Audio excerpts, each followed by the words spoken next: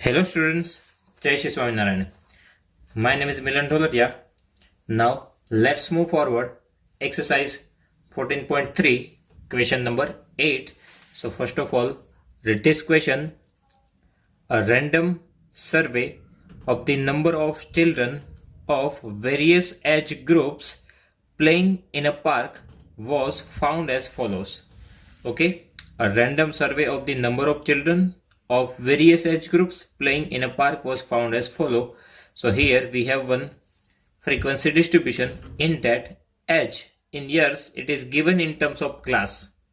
Okay, and with that we have number of children. That means total 5 children we have who have the age in between 1 to 2 years. Total 6 children we have who have the age in between 3 to 5 years. 9 children are there who have the age in between 7 to 10 and so on. Okay.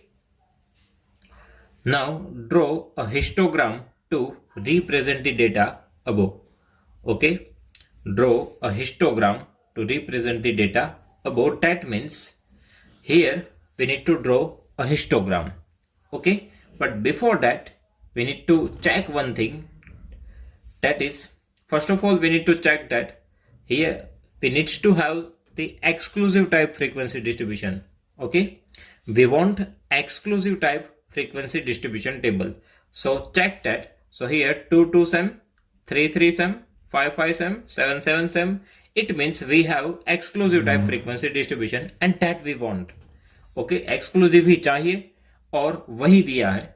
दूसरी एक चीज check करनी पड़ती है histogram के लिए. That is class length. Class length of all the class should be same. Okay, सभी class की क्लास लेंथ सेम होनी चाहिए. तो यहां पे चेक करो. तो यहां पे क्लास लेंथ देखे तो क्लास लेंथ का फॉर्मूला है upper limit minus lower limit. So upper limit 2 minus lower limit 1. So 2 minus 1 1. That means यहां पे क्लास लेंथ है 1.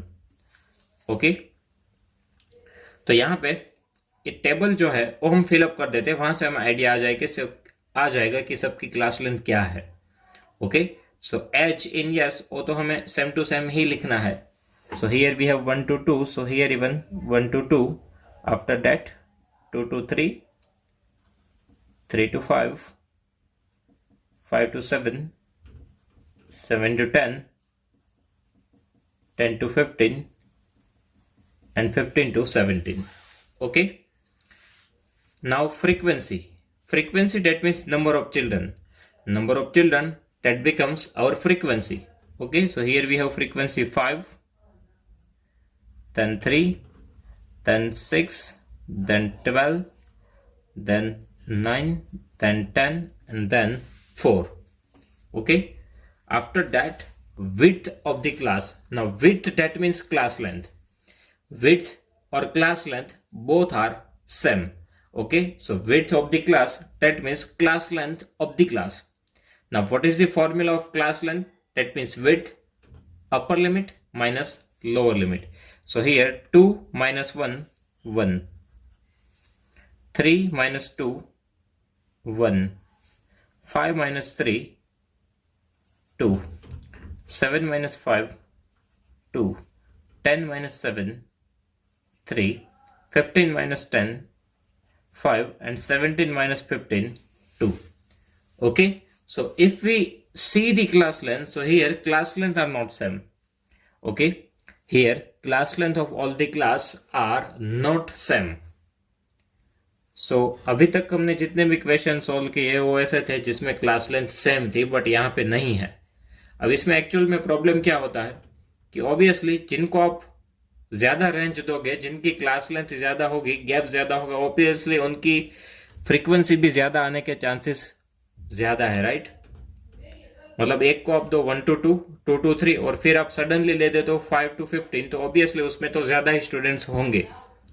राइट, सो उसमें तो फ्रीक्वेंसी ज्यादा ही होगी. सो अल्टीमेटली हमें क्या करना पड़ता है, वो जो फ्रीक्वेंसी आती है उसको इक्विवेलेंट किया जाता है. मतलब कि ये देखा जाता है कि गैप 10 का है तब इतनी frequency, so minimum class length पे कितनी. मतलब ये जो फ्रीक्वेंसीज है उनको हमें कन्वर्ट करना पड़ता है. किस में हम कन्वर्ट करते हैं, तो मिनिमम क्लास लेंथ में. ओके, इनको according to minimum class length हमें कन्वर्ट करना रहता है। ओके, सो अभी यहाँ पे मिनिमम क्लास लेंथ देखिए तो वो है 1। ओके, ये सभी क्लास लेंथ है, इसमें भी आप मिनिमम देखो तो मिनिमम क्लास लेंथ यहाँ पे है 1।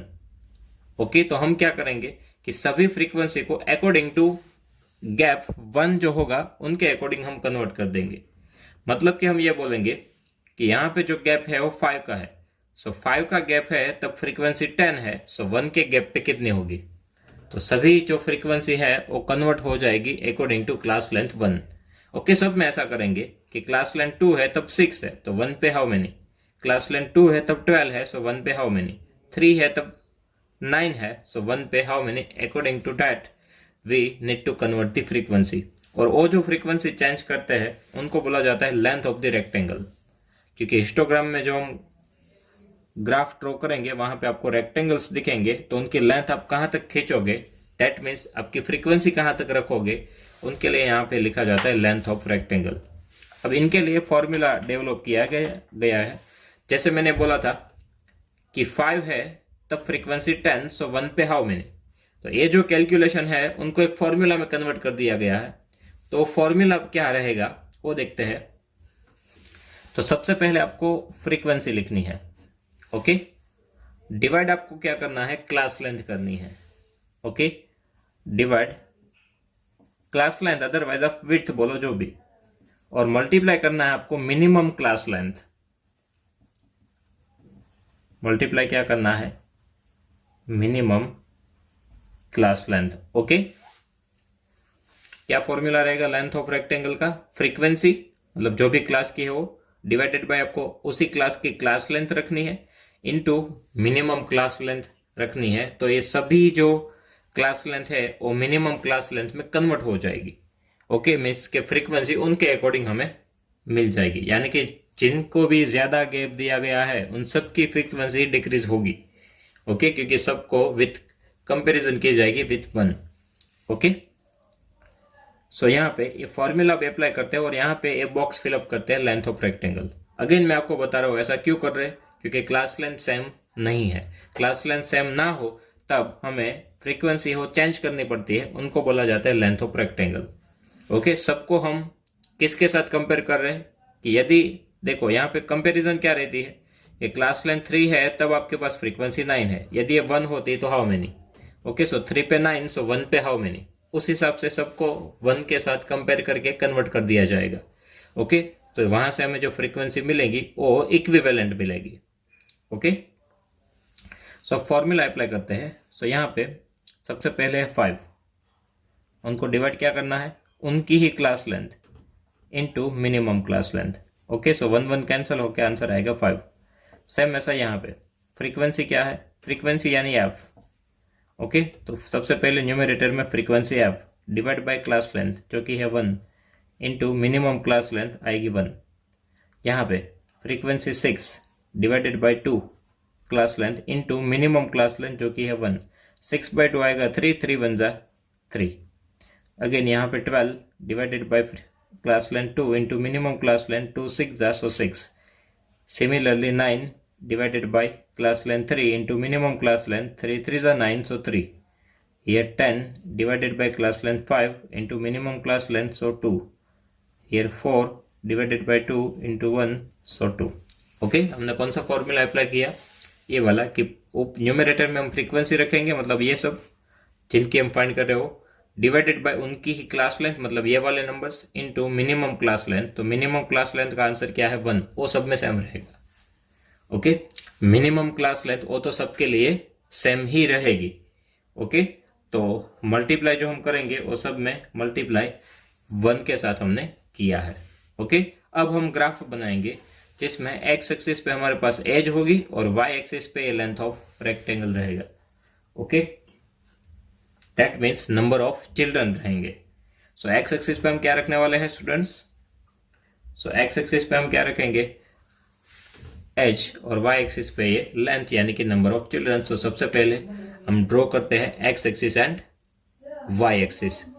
ओके, सो सबसे पहले X axis and Y axis draw करते हैं।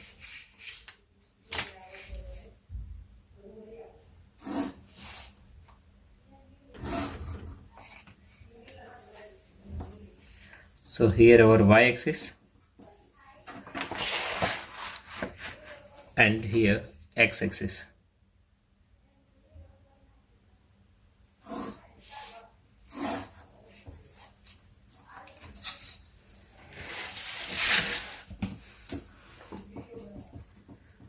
Okay, now on x-axis यदि हम क्लास इंटरवल्स देखें सो 1 से स्टार्ट हो रहा है 1 2 3 5 7 10 15 17 अप टू 70 तक हमें जाना है। पहले चेक करते हैं क्या वो नंबर्स आ जाएंगे।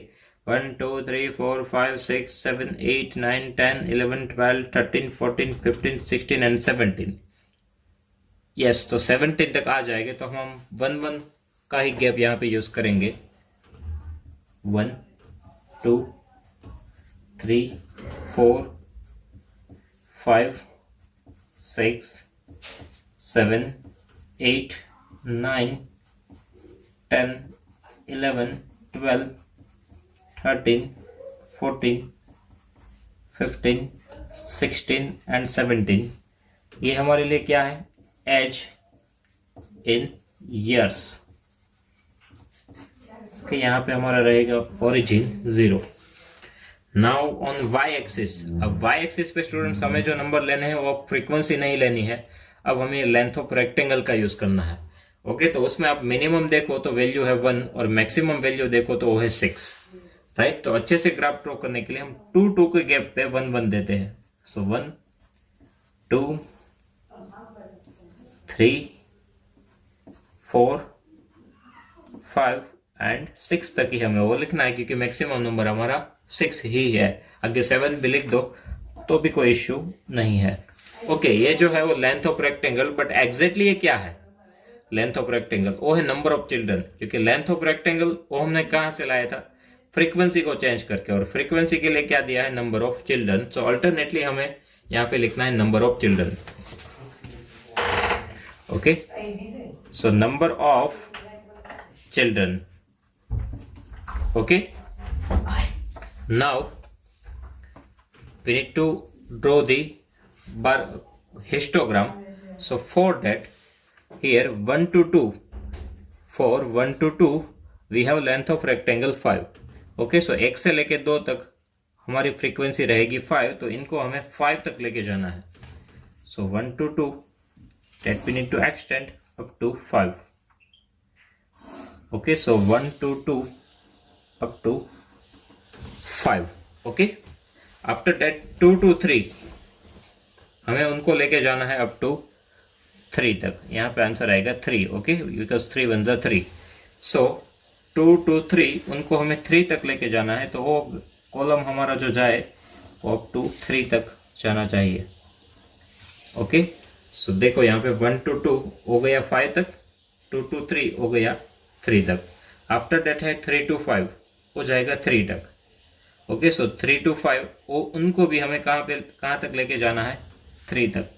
सो देखो 3 यहाँ पे और 5 यहाँ पे है, तो जो भी गैप्स यहाँ पे दिए हैं उनके अकॉर्डिंग ही हमें ड्रॉ करना है। So 3 to 5 that we need to extend up to 3। Okay, so ये दोनों मैच हो जाएंगे, वो हमें नहीं देखना है, भले ही मैच हो जाए, क्योंकि यहाँ पे भी 3 थी और यहाँ पे भी 3, तो ये पूरा आपको साथ में दिखेगा। Okay, after that for 5 to 7 we need to take height up to 6. Okay, for 5 to 7 we need to take the height up to 6. So now 5 to 7 we need to take the height up to 6. So 5 to 7 we need to extend up to 6. Okay, after that for 7 to 10 3, our height is 3. 7 to 10 देखो 7 तो यहाँ पे हो गया, अब आपको 10 को extend करना है कहाँ तक? अप टू 3 तक, तो इनको अगेन 3 तक लेके जाना है। सो ये हमारा पूरा कवर हो गया 7 to 10 अप टू 3 तक। After that 10 to 15 up to 2। So 10 तो हो गया, अप टू 15 उनको हमें लेके जाना है 2 तक।